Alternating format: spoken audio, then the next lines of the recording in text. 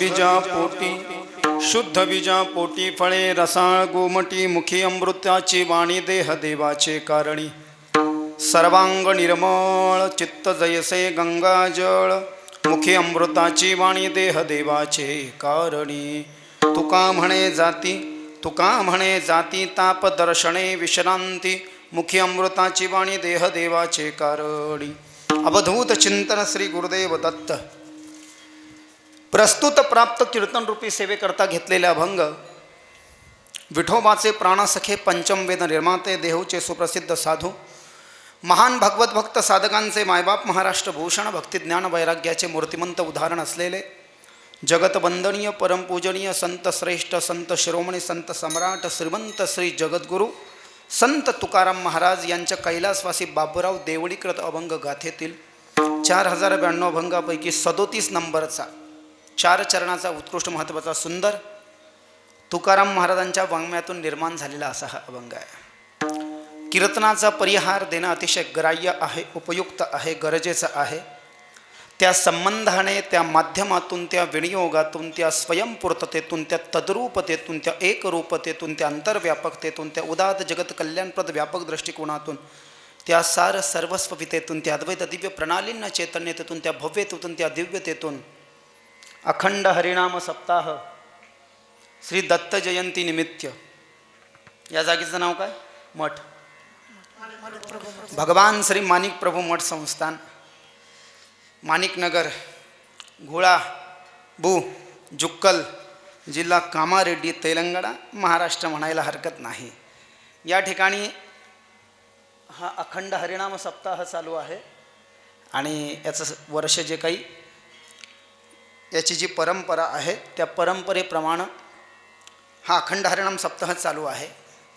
आणि त्या निमित्ताने आज दुसऱ्या दिवशीची कीर्तन सेवा हरिभक्तिपरायण रामदास महाराज कंठाळेकरती इथे मला वाटतं बरं ठीक आहे बाबा, त्यांच्या पूजनीय बाबा जे आहेत तर बरं ठीक आहे. त्यांच्या फार जबरदस्तीची त्यांची आज्ञा होती. आम्हाला आग्रह जबरदस्ती करत असतात त्यांनी आज्ञा ते, कारण की ज्येष्ठ आणि श्रेष्ठ आहेत. तर रामदास महाराजांनी बाबाजींच्या माध्यमातून जबरदस्त आणि फार जबरन आज्ञा आम्हाला दिली की महाराज तुम्हाला यावंच लागेल. त्यांना म्हटलं कीर्तन मी काही जास्ती करत नाही. आळंदीला जेव्हा आम्ही गुरुवर्य केसर महाराज साखरे यांच्या सान्निध्यात होतो बस तेव्हाच, आता कीर्तन काही जास्ती करत नाही. म्हटलं कथाच असतात आमच्या महाराष्ट्र भारतामध्ये सगळ्या हिंदी मराठीमध्ये, कीर्तन काही जास्ती करत नाही म्हटलं. पण ते म्हणे नाही महाराज कीर्तनाला एकदा तुम्हाला यावंच लागतं. त्यांनी खूप आज्ञा दिली आणि त्या संबंधानं तुमच्या सगळ्या गुणीजनी टाळकरी मंडळीचा आज आळंदीला जी आचारसंहिता लागू झाली त्याचं दर्शन आज घडलं. सांगावं लागलं नाही, आणखीन थोडी सुधारणेची गरज आहे. मी लिहून दिलं होतं पाठीवर की जुगलबंदी नको, चक्रधार घेताना म्हणजे जे कीर्तनात ज्या गोष्टी चालत नाही, चाल म्हणून चाल बंद करून डायरेक्ट मृदंग वाजवणं हे कीर्तनात चालत नाही. असो होईल त्याची सुधारणा, पण चाल कमीत कमी 10 मिनिटात तुम्ही म्हटले म्हणून मी तुम्हाला धन्यता देतो सर्वांना. आणि आज आपण असे सगळे संकल्प करू की कीर्तनाचं आपण कोणीच पोस्टमार्टम करणार नाही. तुम्ही करतच नाही, फक्त जर का कोणी करत असेल तर चालसुद्धा अभिनव गंधर्व श्री रघुनाथजी खंडाळकर गुरुजी, बरोबर ना? नाव बरोबर आहे ना? हो. त्यांनी चाल गायली आत्ता एका कीर्तनामध्ये. त्यांनी सांगितलं चाल कमीत कमी 3 मिनटं, जास्तीत जास्त 7 मिनटं. आणि एखादा पंडित असेल म्हणणार तर 10 मिनटं. तर इथं महाराष्ट्रातले सर्वश्रेष्ठ पंडित होते. चाल चालू झाली होती 9:16 आणि संपली 9:26. एकदा तुम्हीच तुमचं कौतुक केलं पाहिजे, कारण की हा कार्यक्रम कीर्तनाचा आहे. म्हणजे तुम्ही वेळेत चाल म्हटलात, हा कार्यक्रम कीर्तनाचा आहे. आणि हे जे सगळे साथीदार आहे हे टाळकरी आहेत. हा स्पेशल भजनाचा कार्यक्रम नाही, बरोबर आहे? जेणेकरून लोक कीर्तन ऐकण्याकरता आलेले असतात. भजनाचा हा कार्यक्रम वेगळा असतो. मला तो काही बोलण्याचा अधिकार नाही आहे, पण म्हणून म्हटलं जोपर्यंत आपण तसं आम्ही आधी काही मोडले नाही नियम म्हणा, पण जे काही कळत न कळत आम्हाला जेव्हा ज्ञान असेल झालं असेल सांगता येत नाही, पण कळत न कळत बाबा समोर बसले तुमच्यासमोर लहान तोंडी मोठा घास घेणं जरा चुकीचंच आहे.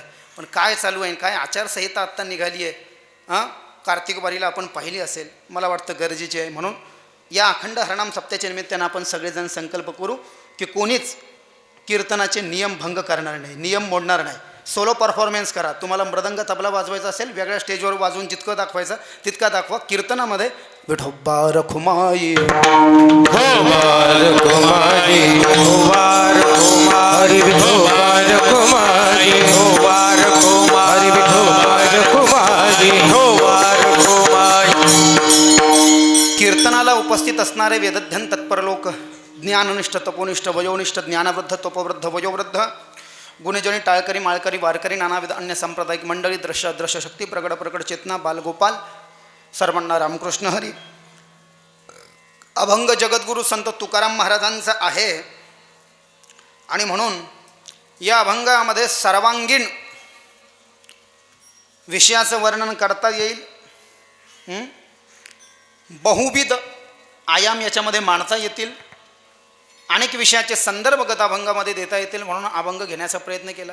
घरून येताना इथपर्यंत येईपर्यंत मी विचार करत होतो की कोणता अभंग घ्यावा. दत्त माझी माता दत्त माझा पिता हा अभंग घ्यावा म्हटलं. ज्याला कळत नाही त्याला सोडा, पण जे ज्येष्ठ लोक बसलेले असतील ते म्हणतील काही तारतम्य आहे का नाही या बाबाला. हा दत्त जयंतीच्या कीर्तनाचा अभंग आहे, प्रासंगिक. बरोबर आहे ना. आता म्हटलं ज्याला नाही कळत त्याला सोडून, पण जे एखाद्याला जरी कळालं तर आमच्यासारखीचं येड्यात निघायचं काम आहे. मग म्हणलं अभंग कोणता घ्यावा नेमकं की ज्याच्यामध्ये भगवान दत्तात्रय, श्रीपाद, श्रीवल्लभ, श्री नरसिंह सरस्वती, माणिक प्रभू यांच्यावरही प्रमाणबद्ध पद्धतीनं बोलल्या जाईल. म्हणजे प्रमाणबद्ध पद्धतीनं बोलल्या जाईल. आणि माऊली म्हणतात प्रमाणबद्ध पद्धतीनं बोललेलं काहीच हरकत नाही. माऊली ज्ञानेश्वरीमध्ये तसा संदर्भच देतात. तेही प्राण परोते आवडती हे निरुते जे भक्त चरित्राते प्रशंसिती. अध्याय नंबर 12 ओवी नंबर 227. अध्याय नंबर 12 ओवी नंबर 227 ज्ञानेश्वरी. देवाला सुद्धा ते भक्त खूप आवडतात जे भक्ताचं चरित्र गातात. पण भक्ताचं चरित्र गाताना जिथे अतिरेक होत नाही, जिथे अभिमान उत्पन्न होत नाही, अहंकाराचा वारा लागत नाही, बरोबर आहे ना, अशा पद्धतीने. आणि म्हणून हा अभंग माझ्या पद्धतीने म्हणण्यापेक्षा इथे तुमच्या दृष्टीनं याच्यावर काही बोलता येईल म्हणून हा अभंग उपस्थित केला. गत अभंगाद्वारे जगद्गुरू संत तुकाराम महाराज बीज या शब्दाला संकेतार्थी क्रियापद संबोधतात. तुम्ही म्हणाल आता क्रियापद काय सांगत बसलात.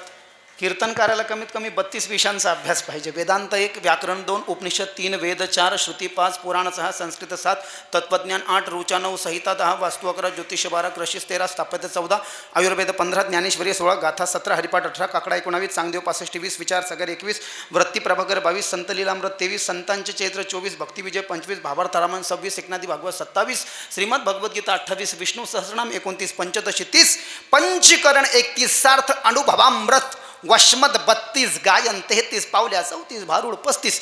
That is the perfect Warkari सांप्रदायिक कीर्तनकार to you know my dear. आज कशा पद्धतीनं कीर्तन केल्या गेलं पाहिजे हे आपण सांगणं म्हणजे निव्वळ थट्टाच आहे. कारण की आपण पोरं सोर आहे. तुम्ही ज्येष्ठ श्रेष्ठ आहात तरी पण माझ्यापेक्षा माझं वय थोडं बहुत कमी येईल तुमच्यापेक्षा. कोणी कोणी ज्येष्ठ श्रेष्ठ लोकांचे कीर्तन ऐकलेत. अहो काही काही जणांना दुर्दैवानं जे ज्येष्ठ श्रेष्ठ कीर्तनकार त्यांचे नावंसुद्धा माहिती नाही.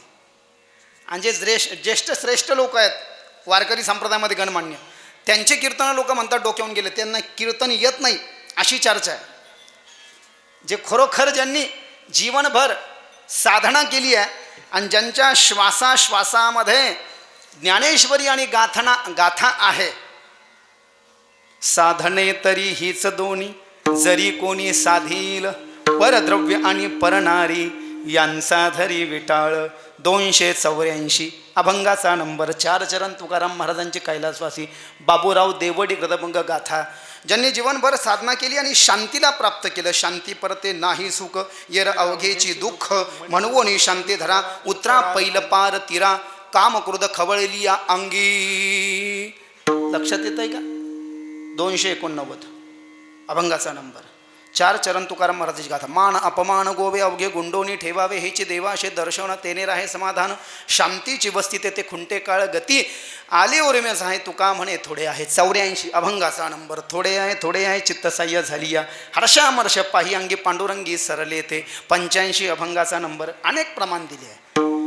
या वारकरी संप्रदायासारखा श्रेष्ठ संप्रदाय या भूतलावर नाही. का? आदिनाथ गुरु सकळ सिद्धांचा आदिनाथ गुरु सकळ सिद्धांचा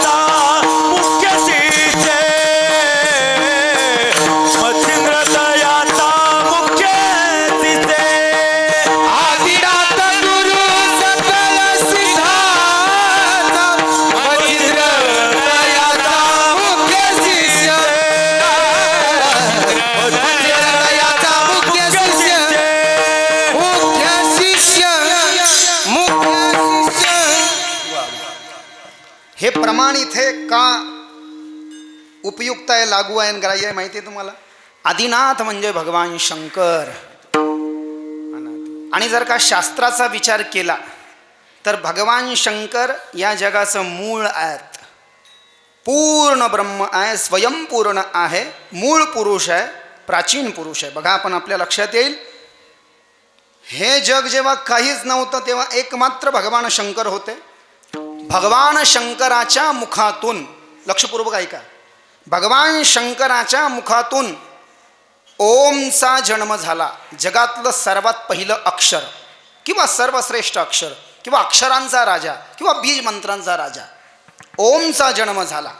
या ओमला एकाक्षर ब्रह्म म्हटलेलं आहे, या ओमला प्रणव म्हटलेलं आहे आणि या ओमला सूक्ष्म प्रणव असं म्हटलेलं आहे.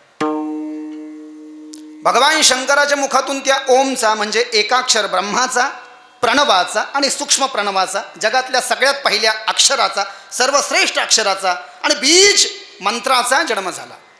त्या ओम पासून जो भगवान शंकराच्या मुखातून बाहेर पडला, त्या ओम या सर्वश्रेष्ठ अक्षरापासून नमः शिवाय या पंचाक्षर मंत्राचा जन्म झाला. त्याचं स्तोत्रच आहे शंकराचार्याने गायलेलं पूर्ण. नागेंद्रहराय त्रिलोचनाय भस्मंगरागाय महेश्वराय नित्याय शुद्धाय दिगंबराय तस्मै नकाराय नमः शिवाय मंदाकिनी शैलचंदन चर्चिताय नंदीश्वर प्रमथनाथ महेश्वराय मंदार पुष्प बहु पुष्प सुपूजिताय तस्मै गौतमाय गुणेन्द्रदेवानचतुशेखराय चंद्राय वैश्वानरलोचनाय तस्मै श्रीकाराय नमः शिवाय। ये पूरा गाने का समय ना यूट्यूब पर जाकर के देख लो, सबसे ज़्यादा फिलहाल महाराष्ट्र में हमारा यूट्यूब, इंस्टाग्राम, फेसबुक वायरल है अभी वर्तमान समय में। मैं कथा सुनाने नहीं आया हूँ, मला काय सांगायचं आहे की का भगवान शंकर आदिनाथ, त्या आदिनाथाच्या मुखातून म्हणजे शंकराच्या मुखातून ओम, ओम पासून नम शिवाय पंचाक्षर मंत्र, शंकराचरण हे पंचाक्षर स्तोत्र लिहिलेलंच आहे, गायलेलं आहे। कीर्तनामध्ये सामवेदाच्या जेवढ्याही रुचा येतील, आत्ता मी जे म्हटलोय लक्षपूर्वक आहे का, कीर्तनामध्ये सामवेद संस्कृत जेवढं येईल तेवढं वाजवायला चालतं, आणि संतांचे अभंग जेवढे येतील तेवढे वाजवायला चालते, याच्या व्यतिरिक्त काही वाजवायला चालत नाही। विठोबार विठोबार घुमाई हरी विठोबार घुमाई। तर भगवान शंकराच्या मुखातून ओम, ओम पासून नमः शिवाय, नमः शिवायापासून सगळे वर्णाक्षर जन्माला आले। अ आ इ उ 5 स्वर मुख्य, आणि त्या 5 स्वरापासून त्रिपदा गायत्री म्हणजे गायत्री मंत्राचा जन्म झाला। गायत्री मंत्रापासून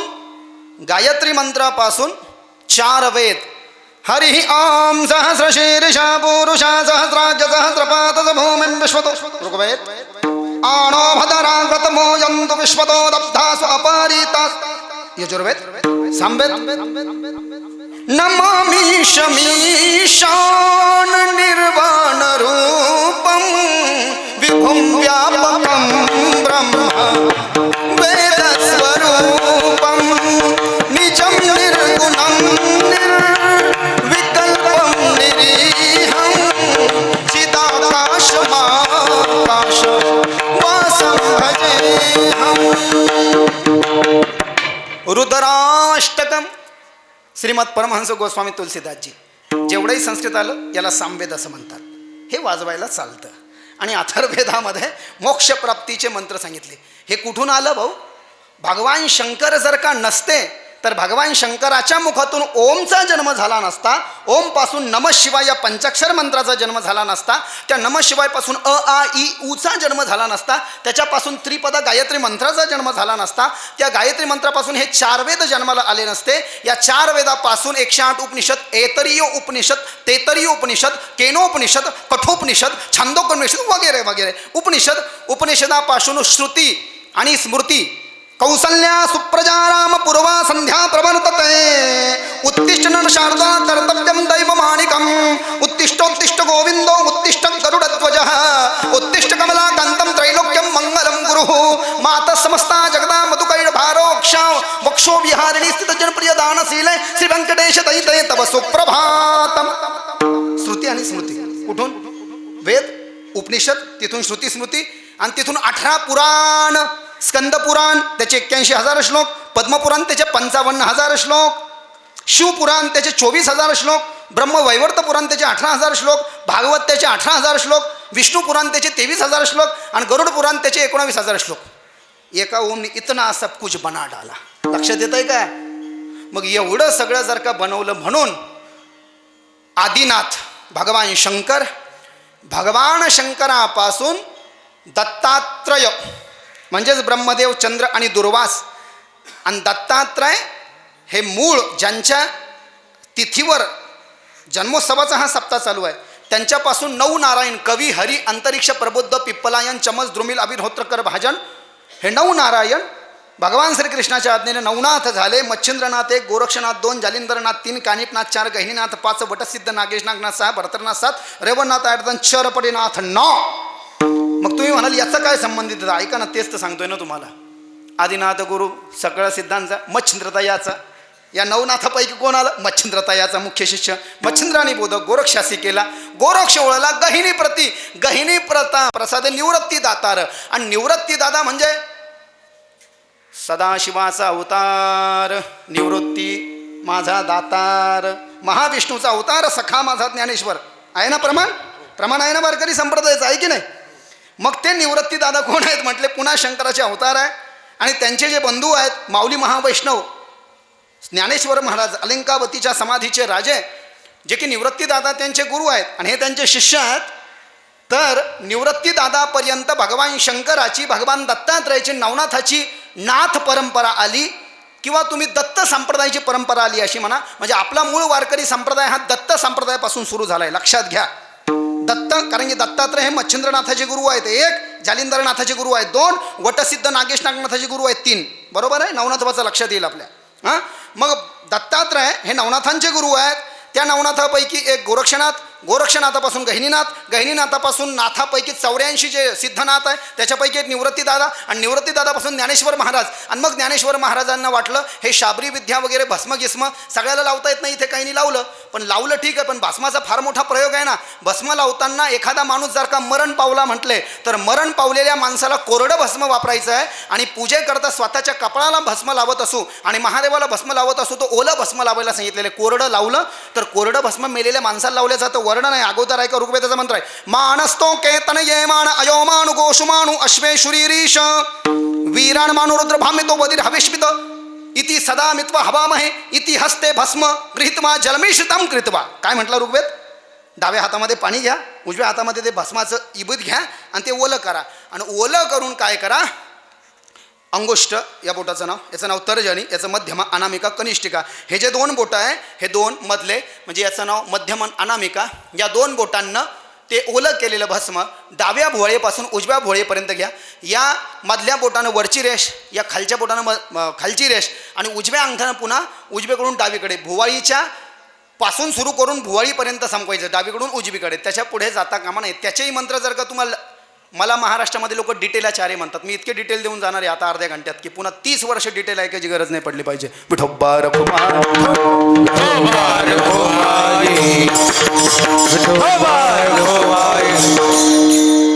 मंत्र जर का लागतच असतील, ईशान सर्व विद्यानाम ईश्वरम सर्वभूतानां ब्रह्मणोऽधिपतिर् ब्रह्मा शिवोम अस्तु सदा शिवोम इति शिरसी.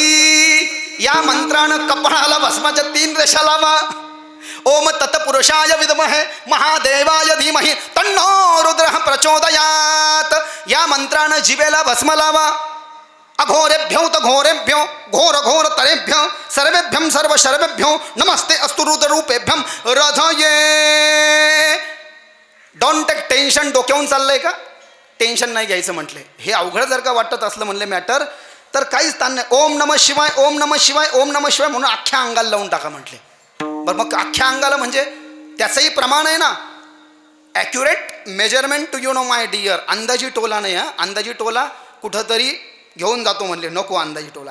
किती जागेवर भस्म लावा म्हटले? शिवमहापुराणामध्ये सांगितलं 32 जागेवर भस्म लावा. पहिलं प्रमाण लक्षपूर्वक ऐका. 32 जागेवर भस्म लावा. नाही 32 जमल्या तर 16 जागेवर भस्म लावा. आणि नाही 16 जमलं तर शेवटचं प्रमाण 8. ऐका. ललाटे जमदग्ने ललाटे मुखे हैं कंठे हैं वाम स्कंधे दक्षिण स्कंधे वाम स्कंधे हृदये बाहो हो. झालं. हे 8 जागेवर. मला एक जण इथे दिसलंय म्हणून सांगितलं. हे कुठून आलं हो? कोणी दिलं हे ज्ञान? हे ज्ञान शंकरानं पार्वतीला दिलंय.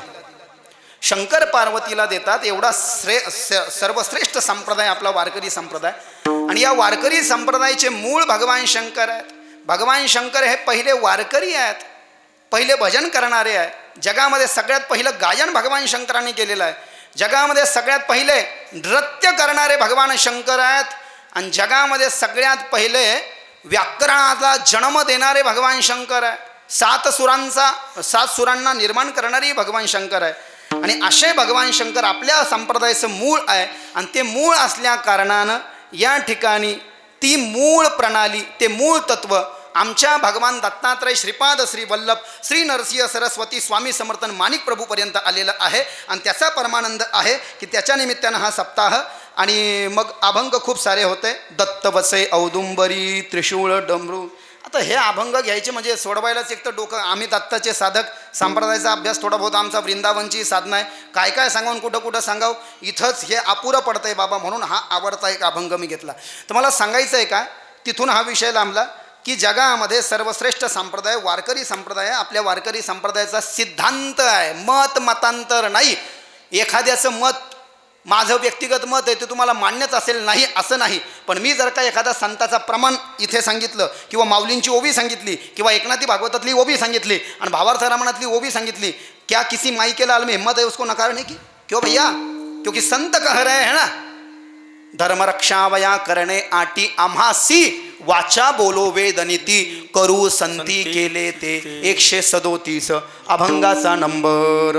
तुकाराम महाराज सांगतात धर्मरक्षणाकरता असे प्रयत्न करू म्हटले, मुखानं वेदाचे वचन बोलू, वेदाच्या रुचा गाऊ आणि संतांना जो मार्ग आम्हाला दाखवला तो करू. आणि मग संत सांगतात, जगद्गुरू संत तुकाराम महाराज सांगतात, भूतलाला नरदेहाला आलेला जो माणूस आहे त्या नरदेहाला त्या माणसाच्या पाठीमागे 3 ऋण लागलेले आहेत. 3 जायमानो वै ब्राह्मण श्रीभिर ऋणमा जायते.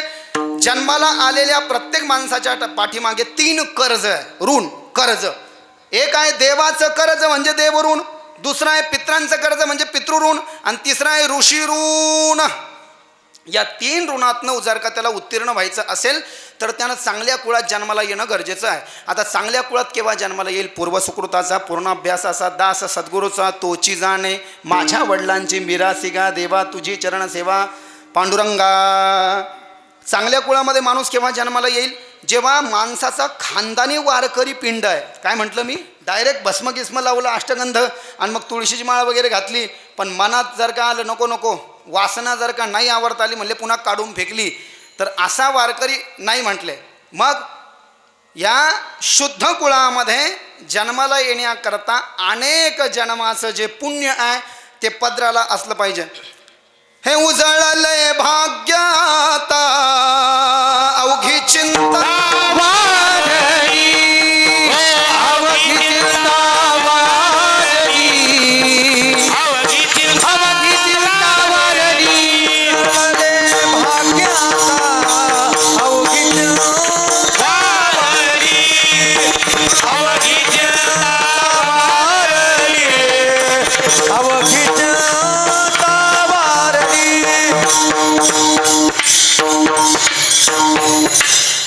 काय म्हणाले तुकाराम महाराज? उजळले भाग्य आता अवघी चिंता वारली. पण कधी म्हटले चिंता वारली? माणसाच्या वासना केव्हा संपतात माहिती का? जेव्हा माणूस वारतो. बरोबर आहे ना बाबा? शब्द बरोबर आहे का? नाहीतर चिंता चालूच असते. थोडं एखादं मला शिल्लक भेटलं पाहिजे होतं, एखादा प्लॉट मला लौकिक असो, भौतिक असो, आध्यात्मिक असो, माझं थोडं आणखीन पाठांतर असलं पाहिजे होतं. गायक लोक असतील तर 2-4 राग आणखीन मला यायला पाहिजे होते बा, आहे की नाही? मला छोटा नाही तर मला मोठा ख्याल याय, म्हणजे मरेपर्यंत चिंता आहे की नाही? वाजवणाऱ्याला चिंता बा आणखीन थोडेसे पुढचे बोल निघले पाहिजे होते. कीर्तन करायला आणखीन वाटतं की सगळ्यात जास्ती माझं पाठांतर. पण हे केव्हा संपतं म्हटले? आध्यात्मिक असू द्या, लौकिक असू दे का भौतिक, माणूस मरण पावल्यावरच काय होतं? त्याच्या वासनेचा अंत होतो. तसं खानदानी भाग्य कसं आहे? तुकाराम महाराज म्हणतात उजळले भाग्य आता अवघी चिंता बारली. जर का भाग्य उजळलं, भाग्याला उजाळा बसला आणि जन्माला येऊन मरेपर्यंत इतकं भेटलं म्हटले पांडुरंगाच्या कृपेनं की तुम्ही गेल्यानंतर सुद्धा 10 पिढ्याला पाहिचं काम नाही, त्याला म्हणतात अवघी चिंता बारली. पण कधी म्हटले? संत दर्शनी आला पद्मनाभ जोडला 483 अभंगाचा नंबर. तुकाराम महाराजांची गाथा. पूर्व पुण्य फळले बहुता दिवसा, भाग्य उदयाचा ठसा 3204 अभंगाचा नंबर. तुकाराम महाराजांची कैलासवासी बाबूराव देवडकर अभंग गासा. जैसे भाग्याची भडसे उद्यमाचे निमिसे, मग समृद्धी जात आपेसे घर रिघे. अध्याय नंबर 6 ओबी नंबर 354 ज्ञानेश्वरी. अध्याय नंबर 6 ओबी नंबर 354 ज्ञानेश्वरी. भाग्योदयन बहुजन्म समर्जितेन सत्संगम च लभते पुरुषो यदा वै अज्ञान हेतु कृत मोह मदांधकारम नाशम विदाय ही तदोदयते विवेक यद्दर्शनंच विनिहंत शुभानि सत्यश्रेयस्तनोति भवदुखत वार्तितानां निशेष शेष मुख गीत कथैकबाण प्रेम प्रकाश कृतये शरणंगतोस्मी. अध्याय नंबर 2 श्लोक नंबर 75 आणि 76 श्रीमद भागवत महात्म्य. मग जन्माला आल्यावर कायमचं भाग्य उजळण्याकरता काय करावं लागतं म्हटलंय? जन्माला आल्यानंतर जर का आपण मस्तक ढेंगणा करी संतांच्या चरणा, तुकाराम महाराजाच्या या वचनाप्रमाणे जर का खऱ्या अधिकारी संतांच्या जवळ गेलो आणि त्या सत्पुरुषाजवळ जाऊन आपला विषयानं भरलेला हा माथा जर का त्यांच्या चरणामध्ये आपण टेकवला तर 3 गोष्टीचा फायदा होतो. काय होतं? हा विषयानं भरलेला माथा जर का अधिकारी संत सत्पुरुष गुरुच्या चरणामध्ये टेकवला तर तमरूपी मोहाचा, अज्ञानरूपी अंधकाराचा नाश होतो आणि अध्यात्मरूपी विवेकाची ज्योत काय होते म्हटलं? आपल्या अंतकरणामध्ये प्रज्वलित होते. याला भाग्योदयन बहुजन्म, याला उजळलेले भाग्य. असं म्हटलेलं आहे. आणि असं भाग्य जर का उजळलेलं असेल म्हटले तर असं भाग्य उजळल्यानंतर त्या माणसाला लोक काय म्हणतात, सत्कर्माचरण करणारा व्यक्ती म्हणतात. सत्सद विवेक बुद्धीनं ज्या माणसाचं भाग्य उजळलेलं आहे तोच चांगलं काम करतो. ज्याचं भाग्य उजळलेलं नाही त्याच्या मनामध्ये अशी भावनी याची शक्यता आहे, करून करून भागलो आणि देवपूजेला लागलो, देवानं माझं काही चांगलं केलं नाही, मला या माळी, बरोबर आहे की नाही, अशी भावना येण्याची दाट शक्यता असल्या कारणानं जोपर्यंत नरदेहाला आलेल्या या जीवाचं लौकिक किंवा भौतिक भाग्य उजळत नाही, भाग्याला उजळा बसत नहीं, त्याचं भाग्य चमकत नहीं, नसीब चमकत नहीं, पैसा ही पैसा उसके पास में जब तक नहीं आता तब तक वो भक्ति नहीं कर सकता, और जब तक भक्ति नहीं कर सकता तब तक शुद्ध और अशुद्ध की तो बातें ही दूर है. पण तुकाराम महाराज म्हणतात भक्ती करण्याकरता माणसाला चांगल्या कुळामध्ये जन्माला येणं गरजेचं आहे. एका ठिकाणी तुकाराम महाराज म्हटले, एखादा जर का माणूस भक्त झाला, आपुलिया हिता जो असे जागता, म्हणजे एखाद्या नरदेहाला आलेल्या जीवाला माहिती आहे जर का पुण्य केलं म्हटले तर पुण्य केलं तर स्वर्गाची गाडी धरता येईल, आणि पाप जर का केलं म्हटले तर 28 नरकाच्या गाड्या धरता येतील. तामिश्र 1, अंधता मिश्र 2, रबरव 3, महारवरव 4, कुंभीपक 5, कालसूत्र 6, असिपत्रवण 7, सुकरमुख 8, अंधकूप 9, क्रमी भोजन 10, सदंश 11, तप्पसुर्मी 12, वज्रकंटक शालमले 13, वैतरणी 14, योध 15, प्राणरोध 16, विशेषण 17, लालाभक्ष 18, सारमयादन 19, अवीची 20, अयपान 21, क्षारकर्दम 22, रक्षोगण भोजन 23, शूलप्रोत 24, दंतशुक 25, आवटनिरोधन 26, पर्यावर्तन 27 आणि शुचिमुख 28. याला 28 पापाच्या गाड्या म्हटल्यात. म्हणजे नेमकं काय आहे शास्त्राच्या परिभाषेमध्ये, भागवताच्या 5व्या स्कंदात अध्याय नंबर 26 मध्ये याला 28 नरककुंड असं म्हटलेलं आहे.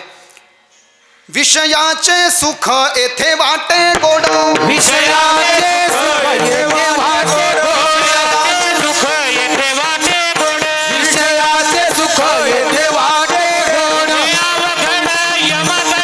पुढे अवघड यमदंड, पुढे अवघड यमदंड, विषयाचे सुख येथे वाटे गोड, पुढे अवघड यमदंड, पुढे अवघड यमदंड, विषयाचे सुख येथे वाटे गोड, पुढे अवघड यमदंड, पुढे अवघड यमदंड, यमदंड, यमदंड. मारिती तोडिती झोडिती निष्ठुर, यमाचे किंकर बहुसार, विषयाचे सुख येथे वाटे गोड, पुढे अवघड यमदंड 440 अभंगाचा नंबर. नरदेहाला येऊन सुद्धा जर का पुण्य केलं नाही, देवाचं मंदिराची पायरी चढला नाही, देवाला पाहिलं नाही म्हटले तर जन्माला येणंच वाया गेलं म्हटले. त्याचं किती वेळा जन्मा यावे नित्य भावे फजित, म्हणून हा जीव भेला शरण विठोसी गेला. 1619 अभंगाचा नंबर. या प्रमाणानं आणि या न्यायानं तुकाराम महाराज म्हणतात, नरदेहाला जर का यायचं असेल आणि नरकाच्या यातना चुकवायचा असतील तर माणसाला चांगल्या कुळामध्ये जन्माला येणं गरजेचं नाही. चांगल्या कुळात जन्माला आला तर कमीत कमी जन्माला आल्यानंतर विषयाला बाजूला सारून अध्यात्माची विवेक ज्योत हृदयामध्ये धरून वारकरी संतांच्या चरणामध्ये मस्तक ठेंगणा करून तमरूपी मोह आणि मदरूपी अज्ञान अंधकाराचा नाश करून विवेकाची अध्यात्म ज्योत जर का पेटवली तरीसुद्धा काय त्याचा उद्धार होतो. त्याचा उद्धार होण्यापासून कोणीही वाचवू शकत नाही. मग तुकाराम महाराज म्हणतात, बाबा ज्याला नरकाच्या यातना चुकवायच्या आहे त्याला भक्त होणं गरजेचं आहे, आणि जो भक्त आहे तो नरकाला जातच नाही. मग तुकाराम महाराजांच्या परिभाषेमध्ये आत्ता जे एवढं सगळं फिरून हे प्रमाणगिमान आपण पाहिले, या 28 गाड्या जर का चुकवायच्या असतील आणि 28 गाड्या त्याच्यामधून सुटका नाही बरं का. जो अभक्त आहे, जो नास्तिक आहे, ज्यानं देवाची भक्ती केली नाही आणि नरदेहाला येऊन त्याचं पापाचं तराजूमध्ये एक पुण्य आणि एकीकडे पाप, धर्माची तू मूर्ती, पाप पुण्य तुझे हाती, मज सोडवी दातारा, कर्मापासून दुस्तरा, करीसी अंगीकार तरी काय माझा भार. अभंगाचा नंबर 13. पापाचं पारडं जर का जास्ती भटलं तर पुण्य नाही, शुद्ध ना अशुद्ध गेलं चुलीत म्हटलंय. त्याला डायरेक्ट या नरकाच्या गाड्या, मग एक नरककुंड असं आहे म्हटलंय की डायरेक्ट अरे बाबा बाबा भट्टी पेटवतात आणि भट्टी पेटून काय करतात, अशी मोठी सांडच असते आणि त्या माणसाला काय करतात असं कडचीमध्ये धरतात बरं का, आणि कडचीमध्ये धरून त्या आगीनं पेटलेल्या भट्टीमध्ये टाकतात. मग तुम्ही म्हणतात मरण नाही का माणूस? नाही नाही नाही, कस काय? नैनम छिंदंती शस्त्रांनी नैनम दहती पावकाः न चैनम क्लेदयन्त्यापो न शोषयति मारुताः. अध्याय नंबर 2 श्लोक नंबर 23 श्रीमद भगवद्गीता. जात्यस्य हि ध्रुवं मृत्युर ध्रुवं जन्म मृतस्य च तस्मात् परिहार्ये अर्थे न त्वं शोचितुम् अर्हसि. अध्याय नंबर 2 श्लोक नंबर 27 श्रीमद भगवद्गीता. आणि शरीर जाता घवे हे नाशवंत स्वभाव आहे म्हणून तू झुंजावे पंडू कुमरा. अध्याय नंबर 2 ओवी नंबर 136 ज्ञानेश्वरी उपजेते नासे नासले पुनरुपी दिसे हे घटिका यंत्र तैसे परिभ्रमेगा. अध्याय नंबर 2 ओवी नंबर 159 ज्ञानेश्वरी तरी येथ तुझं काही शौकासी कारण नाही हे जन्म मृत्यू पाही अपरिहर. अध्याय नंबर 2 ओवी नंबर 158 ज्ञानेश्वरी. आता हे कोणाचे प्रमाण आहेत? हे माझे तर नाही ना बाबा, हे ज्ञानोबा रायांचे. हे कशामुळे झालं? नरदेहाला नाही तरी जन्म गेला वाया, नाही तरी गेला जन्म वाया, नाही तरी गेला जन्म वाया, इतरी गेला जन्म वाया. सांगतो तुम्हासी भजने विठ्ठला, सांगतो तुम्हासी भजने विठ्ठला, हजारे विठ्ठला, सांगतो तुम्हासी हजारे विठ्ठला. नाही तरी गेला जन्म वाया, नाही तरी गेला जन्म वाया, नाही तरी गेला जन्म वाया, इतरी गेला जन्म वाया. जन्म वाया. नरदेहाला आल्यानंतर पितृऋणही चुकवलं नाही, देवऋणही चुकवलं नाही, ऋषीऋणही चुकवलं नाही. उलट पापाचे हंटर खाण्याकरता नरकाच्या 28 गाड्या धरल्या. आणि म्हणून तुकोबारायांना म्हणावं लागलं सांगतो तुम्हासी भजारे विठ्ठला नाही तरी गेला जन्ममाया. म्हणजे नरदेहाला जे यायचं आहे त्याच्याकरता कधी पाल व्हावं लागलं, कधी बेंडकी व्हावं लागलं, कधी उंदीर खंती ते न करा. बरोबर आहे ना? प्रमाण बरोबर आहे का? पोरं सोरं हसताय, हसण्यापेक्षा प्रमाणाकडे लक्ष द्या. म्हणजे पाठांतर झाल्यावर उद्या भविष्यात टॉपचे कीर्तनकार व्हाल तुम्ही. बरोबर आहे ना? थोडं पाठांतर वगैरे श्वासाश्वासामध्ये असलं म्हणजे आहे की नाही. समस्याच तशी झाली की ज्ञानाला लोक अज्ञानी समजायला लागले आणि टाईमपासला ज्यानं कीर्तनाचा तमाशा करून टाकलाय त्याला लोक ग्लोबल स्टार समजायला लागले. विठोबा रखुमाई, विठोबा रखुमाई. तर जन्माला आल्यानंतर पितृऋण देवऋण ऋषीऋण चुकवण्याकरता ज्यानं विठ्ठलाचं भजनच केलं नाही म्हटले त्याचा जन्म वाया गेला. पण आता हा झाला एक पक्ष. ज्यांनी भजन केलं नाही त्यांचा जन्म वाया गेला आणि त्यांनी नरकाच्या 28 गाड्या म्हणजे 28 नरककुंड त्यांना भोगावं लागणार आहे. नैनम म्हणजे शरीर मरता आहे, आत्मा मरता नाही. 30,000 वर्ष आत्मा जिवंत राहते. बरोबर आहे? आत्मा 30,000 वर्षापर्यंत पंचभूताचा गोंधळ केला असे एका ठाई मिळेल. 830 अभंगाचा नंबर. शरीरच जन्म घेतं पंचभूतापासून आणि पंचभूतामध्ये नंतर शरीर मिळून जातं पण आत्मा मात्र जिवंत राहतो. तर 28 नरकाच्या यातना भोगावं लागतात. या यातना जर का चुकवायच्या असतील तर जन्माला आल्या आल्या भजनच करावं लागेल. पण भजन करणारे लोक कोण आहेत म्हटले आणि त्यांच्याकरता काय गरजेचं आहे किंवा काय कंडिशन आहे, मराठीमध्ये काय म्हणता येईल, काय अट आहे, ती आठ जगद्गुरू संत तुकाराम महाराजांनी अभंगाच्या पहिल्या चरणात. शुद्ध बीजा पोटी, शुद्ध बीजा पोटी, शुद्ध बीजा पोटी, शुद्ध बीजा पोटी, शुद्ध बीजा पोटी, शुद्ध बीजा पोटी, शुद्ध बीजा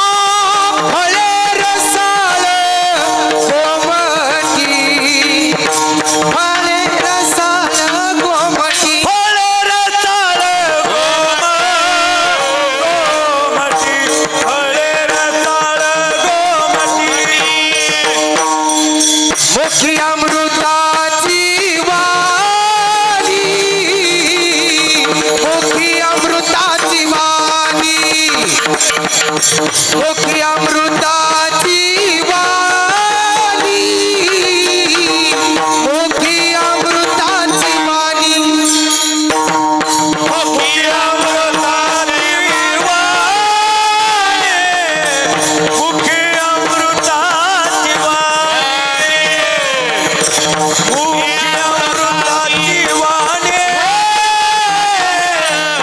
मुखी अमृताची बीजा पोटी फळे रसाळ गोमटी हा फळे रसाळ गोमटी फळे रसाळ गोमटी बीजा पोटी फळ रसाळ गोमटी फळ रसाळ गोमटी फळ रसाळ फळे रसाळ गोमटी. जगद्गुरु संत तुकाराम महाराज नरदेहाची सार्थकता अभंगाच्या पहिल्या चरणामध्ये सांगतात. शुद्ध बीजा पोटी फळे रसाळ गोमटी. आपण जन्माला आल्यापासून या क्षणापर्यंत आपलं जे काही वय असेल, आपल्याला जर का हे माहिती असेल की कोण कोण भक्त झाला, भक्ताची महिमा ची जाणती, जे जे भक्त झाले म्हणे. आता कोण कोण कोणत्या कोणत्या भक्तांचा इथे दाखला द्यावा, प्रमाण द्यावं कमी पडतंय. सगळ्यात आधी आपण द्रौपदीचं कोठे गुंतलासी द्वारकेच्या राया, कोठे गुंतलासी द्वारकेच्या राया, कोठे गुंतलासी द्वारकेच्या राया कोठे गुंतलासी द्वारकेच्या राया वेळ का सखया लाविला वेळ का सखया लाविला दीनानाथ प्रेम सांभाळिया बोले दीनानाथ प्रेम सांभाळी आपुले वेळ का सखया लाविला वेळ का लाविला दीनानाथ प्रिय सांभाळिया दीनानाथ दीनानाथ प्रिय सांभाळी आपुले.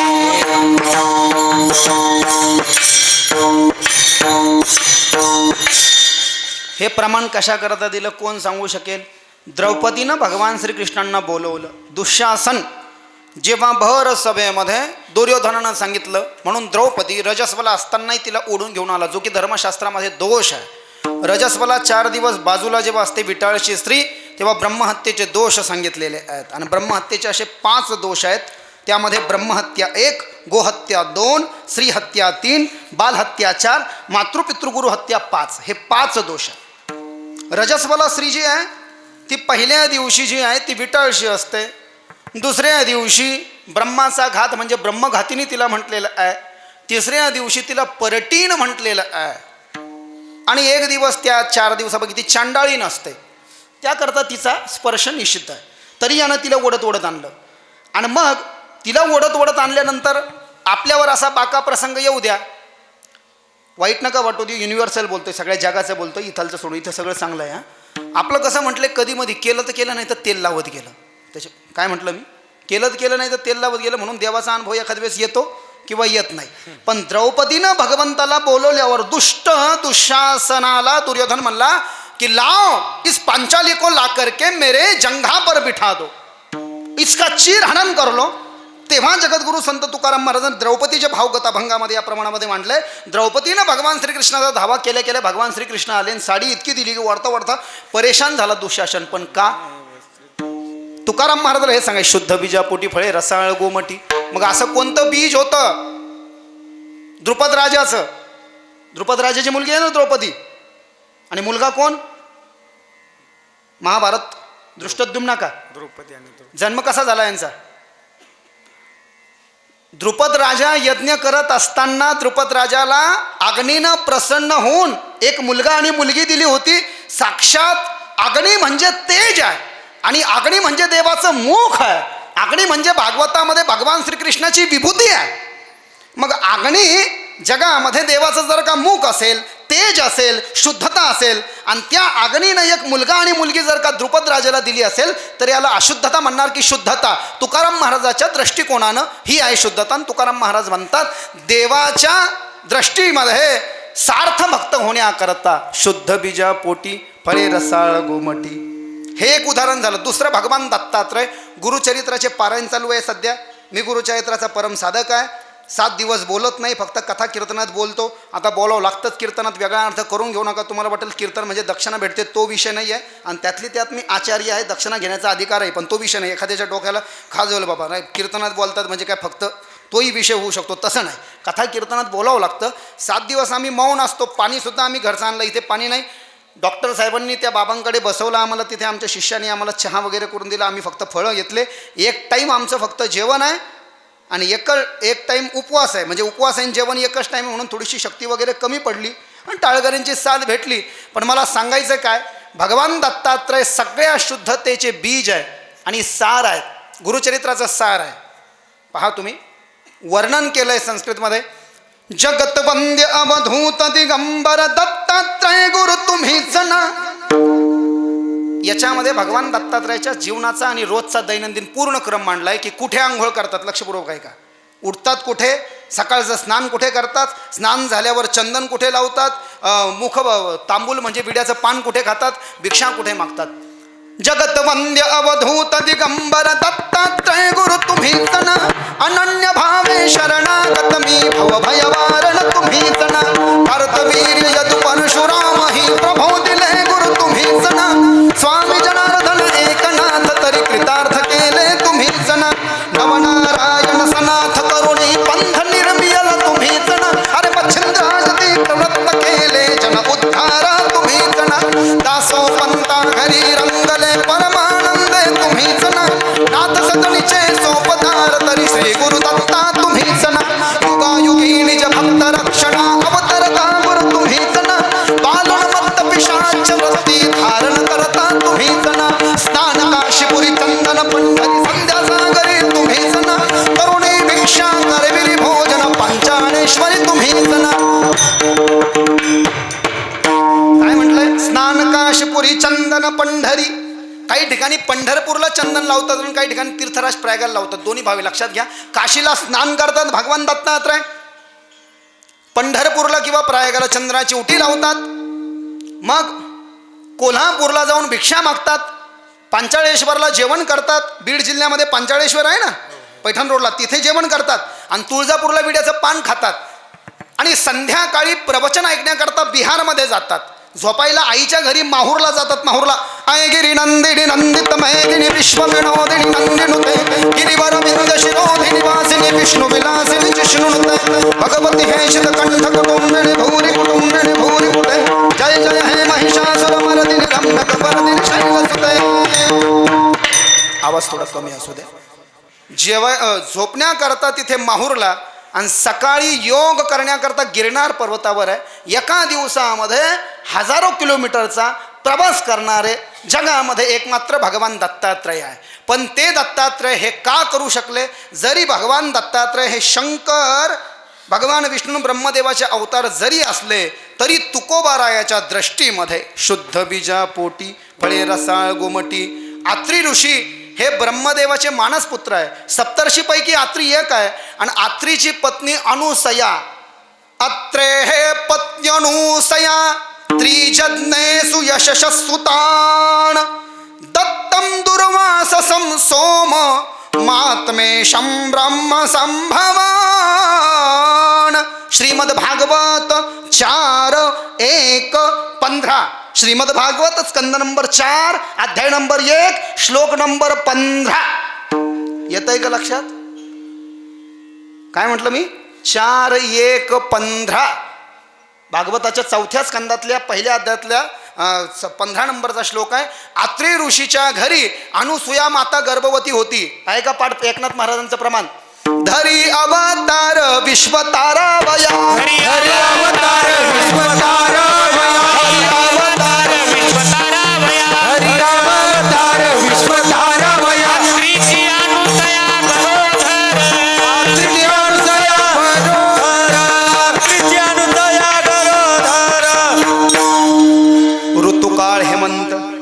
नक्षत्र रोहिणी गुरु तो वासर उत्सव काळ दत्त जयंतीच्या दिवशी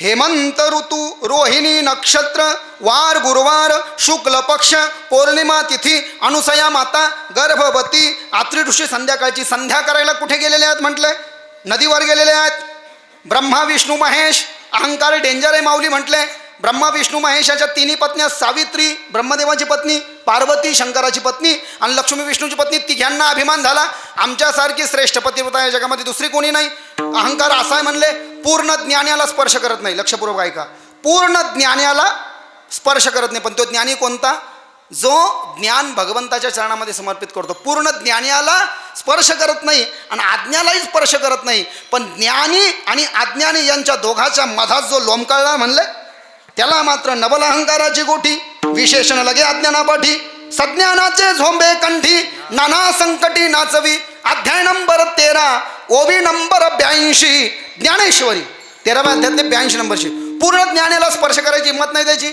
आज्ञानालाही स्पर्श करत नाही पण जो म्हणतोय मी हे तर सगळं चाललंय त्याला मात्र सोडत नाही म्हटले ब्रह्मा विष्णू महेश तिघजण आले माहिती आहे अनुसया मातेला म्हणले भिक्षा दे नग्नम भिक्षांचे दे हिमाम तिच्या पातिव्रत्याचं तेज होतं तिनं देवीला प्रार्थना केली या देवी सर्व भूतेषु शक्ती रूपेण संस्थिता नमस्तस्याय नमस्तस्याय नमस्तस्याय नमो नमः मी जर का खरी पतिव्रता असेल तर हे जे 3 अतिथी बाहेर आले आहेत म्हटले माते हे 3 ब्राह्मण बाहेर आले आहेत गुरुवार आहे हेमंत ऋतू आहे शुक्ल पक्ष आहे पौर्णिमा आहे मार्गशीर्ष मास आहे तिघं तेजस्वी रमण दिसत आहेत माझे पती संध्याकाळची संध्या करायला नदीवर गेलेले आहेत मी जर का यांना विवस्त्र होऊन म्हणजे नागडी भिक्षा मागितली यांनी म्हणजे बिना वस्त्र उतार करके हमको भिक्षा प्रदान करो यांची जर का अवज्ञा केली तर पाप लागेल आणि यांची इच्छा पूर्ण करण्याच्या नादात जर का काय होईल माझ्या पातिव्रत्याचा भंग होईल देवी तूच सांभाळ आता मला माझ्या पातिव्रत्याचा भंगही करून घ्यायचा नाही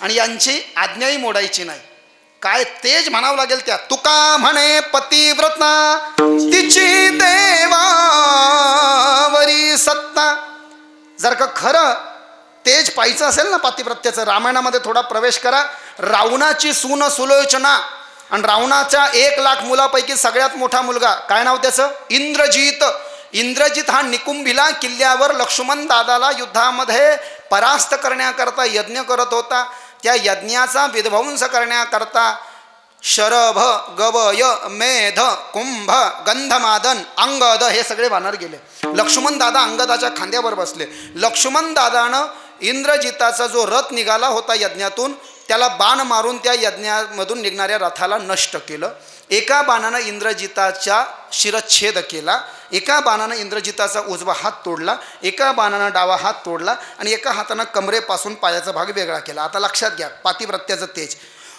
त्या इंद्रजिताचं जे शिर कमल होतं म्हणजे मुंडकं ते वानर भगवान रामाला दाखवायला घेऊन गेले की देखो लखन भैया ने रावण के बड़े पुत्र इंद्रजित को मार दिया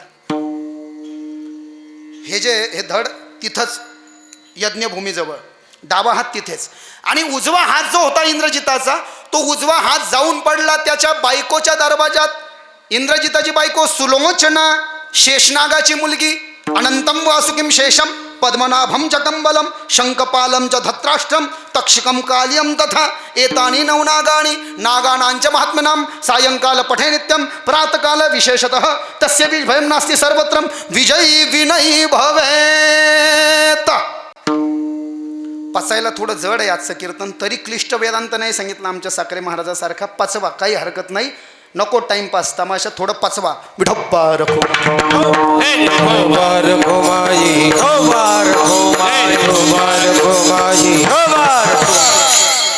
तो हात जो आहे तो सुलोचनेच्या दरवाजात जाऊन पडला आणि सुलोचनेच्या दरवाजामध्ये हात पडल्यानंतर सुलोचनेला अपशकून झाला आणि सुलोचनेनं मरण पावलेल्या नवऱ्याच्या उजव्या हाताला ओळखलं अहो तुम्ही कसं काय मरण पावले तुमच्या शरीराचं मुंडकं कुठं आहे धड कुठं आहे पाय कुठे आहे डावा हात कुठे देवा तो हात असा तडफडायला लागला बघा तुम्ही काय पातिव्रत्याचं तेज सुलोचनेनं मोरपीस दावणीशाही भुर्जपत्र आणलं आणि इंद्रजिताच्या उजव्या हातामध्ये जो तुटलेला हात आहे बरं का माणूस तर मेलाय पण माणूस मरून त्याचा नुसता हात तिच्या दरवाजात पडला तर ते हातानं सगळं लिहून दिलं, लक्ष्मण दादानं मला मारलंय.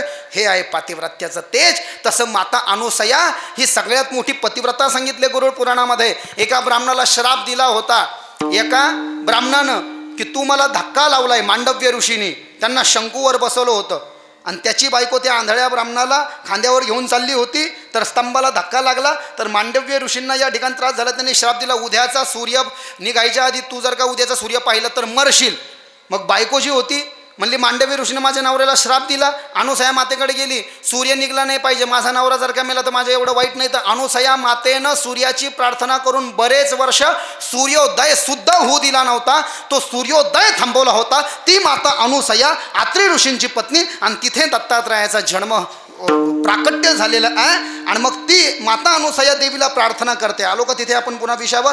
माता अनुसया दत्त प्रार्थना करते, मी जर का श्रेष्ठ खरी पतिव्रता असेल तर या अतिथींची अवज्ञाही होणार नाही. यांनी जे मागितलं तेही यांना भेटेल आणि माझं पातिव्रत्यही साबित राहील म्हटलं. काश्याला विचारता मातेला प्रार्थना केल्यानंतर हे तिघ जण बाहेर बालक झाले. बालक तिघही जण भगवान शंकर दुर्वास झाले, भगवान ब्रह्मदेव हे चंद्र झाले आणि भगवान विष्णू एकमुखी दत्त झाले.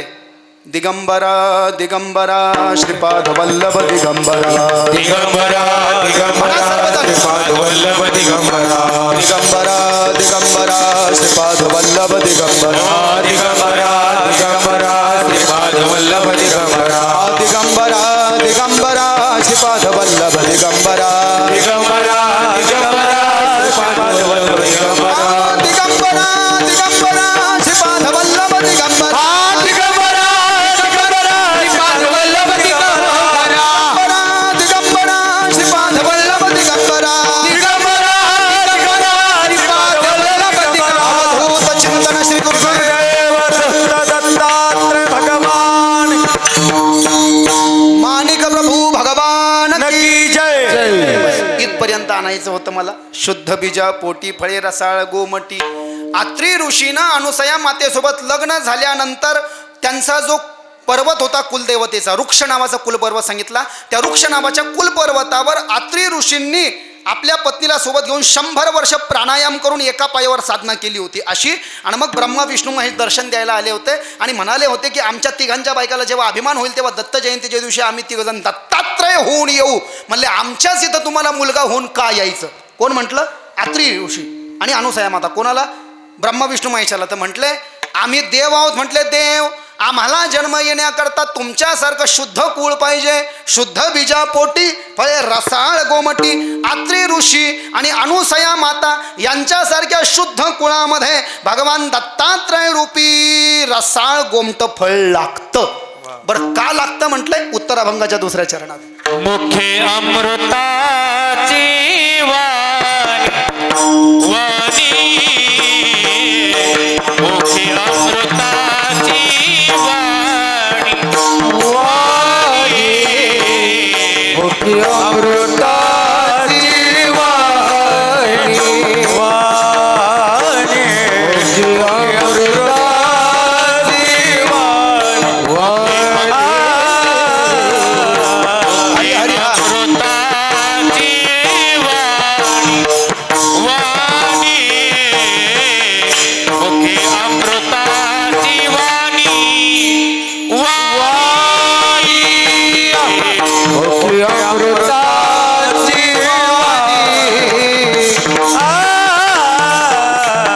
मुखे अमृताची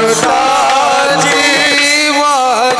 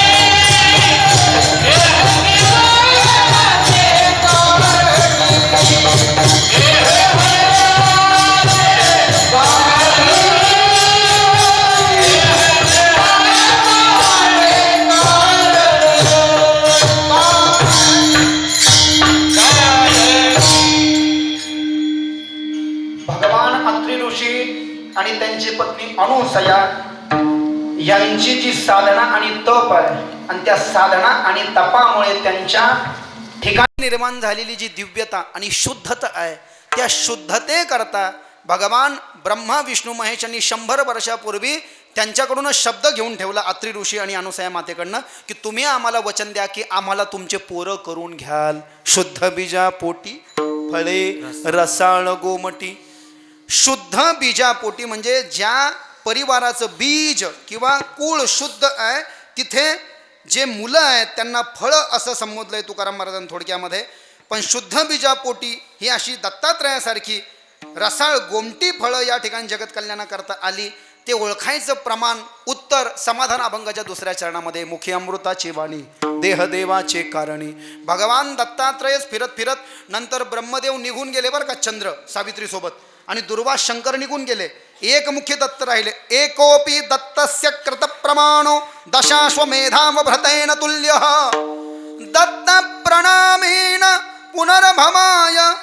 म्हणजे दत्तपुराणामध्ये श्लोक आलेला आहे. एकमुखी दत्त पुढून तो महानुभाव पंथ वगैरे बरंच आहे, तिकडे घुसायचं नाही. भगवान दत्तात्रय फिरत फिरत एका ब्राह्मणाच्या घरी आले. गुरुचरित्राच्या 5व्या अध्यायात कथा आहे पहा. मग तिथे श्राद्ध होतं. तर त्या बाईनं काय केलं, श्राद्धाच्या आधीच भगवान दत्तात्रयाला भिक्षा वाढली. तर दत्तात्रय म्हणले काय पाहिजे, म्हणे मला तुमच्यासारखा मुलगा पाहिजे. तर भगवान दत्तात्रय म्हणले मीच श्रीपाद श्रीवल्लभ बनून येतो.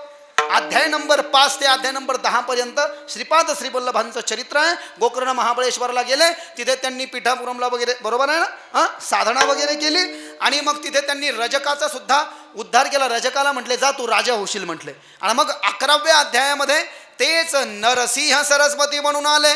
इंदु कोटी तेज किरण सिंधु भक्त वत्सलम नंदनाद्रि सोनु दत्तमिंदिराक्ष श्री गुरु गंधमाल्य अक्षदादि वृंद देव वंदितम वंदयामि नरसिंह सरस्वती पाहि मां मोहपाश अंधकार जात दुर्ग भास्करम आयताक्षि पाहि श्रिया वल्लभेश नायकम सेव्य भक्त वृंद वरद भूयो भूयो नमाम्यहं वंदयामि नरसिंह सरस्वती पाहि मां.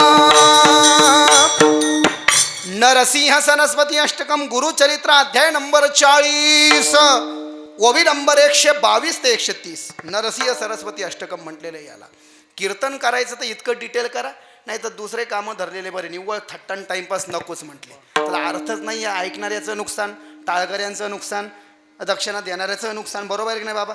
आणि परंपरेचं अवगाहन अवलोकन अनुसरण करण्याचंही नुकसान म्हटलंय. भगवान दत्तात्रय दिवस आणि रात्र तपश्चर्येमध्ये लीन आहे. 3 मुद्रा दत्तात्रयाच्या कायमस्वरूपी आहे. एक तर खेचरी मुद्रा आहे, लक्षात घ्या. म्हणजे जी योगाची एक मुद्रा सांगितली, खेचरी मुद्रा आहे, एक अभय मुद्रा आहे किंवा ध्यान मुद्रा. या 3 मुद्रेमध्ये दत्तात्रय असतात. म्हणून तुकोबाराय म्हणतात मुखी अमृताची वाणी देह देवाचे कारणी. देह देवाचे कारणी म्हणण्यापेक्षा दत्तात्रय स्वतःच ईश्वर आहे. जो ईश्वराचा ज्याला नाद लावल देव होई जे तर देवाचे संगती पतन पंगती जगाची. 185 अभंगाचा नंबर. तर शुद्ध बीजा पोटी फळे रसाळ गोमटी. शुद्ध बीजामध्ये शुद्ध बीजा म्हणजे शुद्ध कुळामध्ये जन्माला आलेला भक्त कसा ओळखायचा, 2 लक्षण. पहिलं लक्षण अभंगाच्या 2ऱ्या चरणात आहे की त्याच्या मुखामध्ये सदैव अमृताची वाणी म्हणजे गोड किंवा माधुर्ययुक्त शब्द असतात. तो खराब शब्द कधीच बोलत नाही. असे शब्द कधीच बोलत नाही की ज्यानं समोरच्याचं अंतकरण दुखन. म्हणजे मुख्य अमृताची वाणी देहदेवाचे कारणी. आणि त्याचं आणखीन एक लक्षण सांगितलंय की शुद्ध बीजा पोटी चांगला भक्त जन्माला आलाय. त्याचं आणखीन एक लक्षण अभंगाच्या 3ऱ्या चरणात. सर्वांग निर्मळ सर्वांग निर्मळ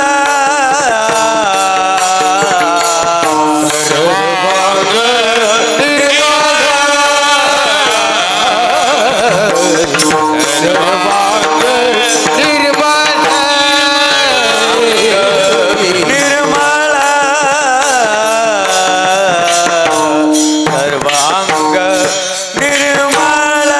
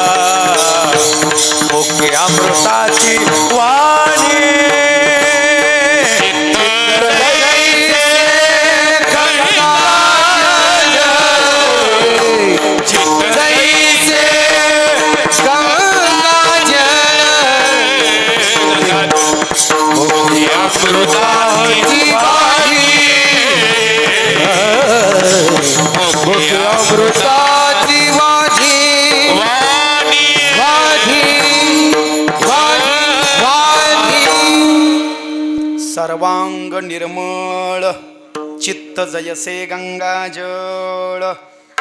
चांगल्या कुळामध्ये जन्माला आलेला भक्त जर का ओळखायचा असलेलं म्हटले तर त्याचं आणखीन एक लक्षण अभंगाच्या तिसऱ्या चरण सर्वांग निर्मळ. पण बाहेरून लौकिक अर्थ तुम्ही घ्याल बरं का. काय सर्वांग निर्मळ म्हणजे नाही निर्मळ जीवन काय करील साबण 404 बाबा वा अभंगाचा नंबर. बाहेरून म्हणजे पियर्स लावलं तर माणूस काळाही चमकायला लागतो बरं का दिवाळीच टायमाला. हां मग तिथं पण अंदर में तो पुरा हा देहो नाशिवंत अंदर में पुरा गंदा शरीर दुःखाचे कोठार शरीर रोगाचे भंडार शरीर दुर्गंधीची थार नाही अपवित्र शरीरा अयसे. आतमध्ये घाण आहे म्हटले सगळे. मग कसं सर्वांग निर्मळ चित्त जैसे गंगाजळ. जप तप साधना करून ज्यांचं अंतकरणही शुद्ध झालेलं आहे म्हटले. देह तर राहायचं आहे म्हटलंय. अंतकरण चतुष्ट त्याला विचारसागरामध्ये मन बुद्धी चित्त आणि अहंकार याचं एकत्रीकरण ज्याला जमलंय जीवनामध्ये म्हणजे अंतकरण चतुष्टाचं स्थापना त्याच्या अंतकरणामध्ये आहे म्हटले. त्या अंतकरण चतुष्टाच्या संबंधानं तुकाराम महाराजांनी लिहिलंय सर्वांग निर्मळ चित्त जैसे गंगाजळ. बाहेरून भारीची ब्लेड दाढीला वापरून नाही म्हटले. डिओ परफ्यूम वगैरे मारून नाही. हा शॅम्पू गिंपू लावून नाही. ते तर लौकिक झालं म्हटले भौतिक झालं. वो तो जल जाएगा चमडी है आज है कल नहीं है पानी का बुलबुला है. आज जो दिख रहा है देह जाईल त्यासी काळबा खाईल कारण उमसची दगडा कैसे हत्ती घोडे बडा. 2247 अभंगाचा नंबर रंगी रेस रंगे काय बोललासी पतंगे शरीर जायचे ठेवणे दर्शी अभिलासन. 2167 अभंगाचा नंबर जन्मास येऊनी काय केलं तुवा मुद्दाल गमावले कारण फिरसी मागर अजून तरी फजित कोरा. 2162 अभंगाचा नंबर याच्यासाठी केला होता 762 सुखपाता जवळ पडे दुःख पर्वत एवढं 62 मैत्र केला महाबळी कामा नय अंतकाळी आधी घेरे रामनाम सामा भरी हा उत्तम 61 सुख नाही कोठे आलिया संसारा दुःख बांधबडी आहे हा संसार. 2380 अभंगाचा नंबर. किती या काळाचा सोसावा वळसा लागला सरिसा पाठोपाठी 184 करा सोडवण रेघा या शरण पांडुरंगा 942 अभंगाचा नंबर. आलिया संसारा उठा वेग करा शरण जा उदाना पांडुरंगा देह हे काळाचे धन कुबेराचे 3066 86 अभंगाचा नंबर. लक्षात येत आहे का. चाले हे शरीर कोणाची या सत्ते 3006. मैं मौत का कीर्तन करने नहीं आया आज लेकिन ये प्रमाण समझ लेना बहुत जरूरी है. हे प्रमाण आपल्या करता आहे म्हणले की शरीराचं काय अस्तित्व आहे याची काय किंमत आहे. या सगळ्या अभंगाच्या द्वारे जितक्याही ओव्या सांगितल्या असतील माऊलींची तळमळ आहे ज्ञानोबरायांची जनसामान्याविषयी याच्यावत प्राणीमात्राविषयी तुकोबराईची सुद्धा याच्याविषयी तळमळ आहे म्हटले. सर्वांग निर्मळ चित्त जैसे गंगाजळ. बाहेरून अर्थ घ्यायचं ना म्हणले आतमधून किती शुद्ध आहे म्हणले. बाहेरून तर दाखवतो मैं बहुत बडा भक्त हो पण रात्री जर का माळागिळा काढून ठेवत असेल म्हणले हां दिन में कुछ और रात में कुछ और तो ये नाही. सर्वांग निर्मळ चित्त जैसे गंगाजळ. जन्माला आलेल्या त्या चांगल्या कुळामध्ये एखादा जो सद्भक्त आहे त्याच्या मुखामध्ये माधुर्ययुक्त शब्द जर का प्रकट होत असतील म्हटलं आणि त्याचं सर्वांग अंतकरण चतुष्ट जर का या ठिकाणी शुद्ध झालं असेल अशा भक्ताचं जर का दर्शन घडलं म्हटले आपल्याला तर 2 गोष्टी प्राप्त होतात. तापही निघून जातो. 3 प्रकारचा आध्यात्मिक आदिभौतिक आदिदैविक. तुका म्हणे मळ राहो नेदी ताप जाळ जळते संचित अयसी आहे धर्मणीत माझ्या विठोबाचे पाय वेळो वेळा मणी ध्याय नेदी कर्म घडो कोठे अर्राने पडो तुका म्हणे मळ राहू नेदी तापजाळ. 852 अभंगाचा नंबर. तुटे भवरोग संचित क्रियामाना भोग ऐसे विठोबाचे नाम उच्चारिता खंडे जन्म वसो न शके पाप जाय त्रिविध होतो ताप तुका म्हणे माया होय दासी लागे पाया. 366 अभंगाचा नंबर. आध्यात्मिक आदिभौतिक आणि आदिदैविक 3 ताप निघून जातात आणि जीवाला परम विश्रांती प्राप्त होते म्हटले. अशा भक्ताचं जर का दर्शन झालं कशा 2ऱ्या आणि 3ऱ्या चरणामध्ये जे लक्षणं सांगितले तशा अभंगाच्या शेवटच्या चरणात. तुका म्हणे जाती तुका म्हणे जाती तुका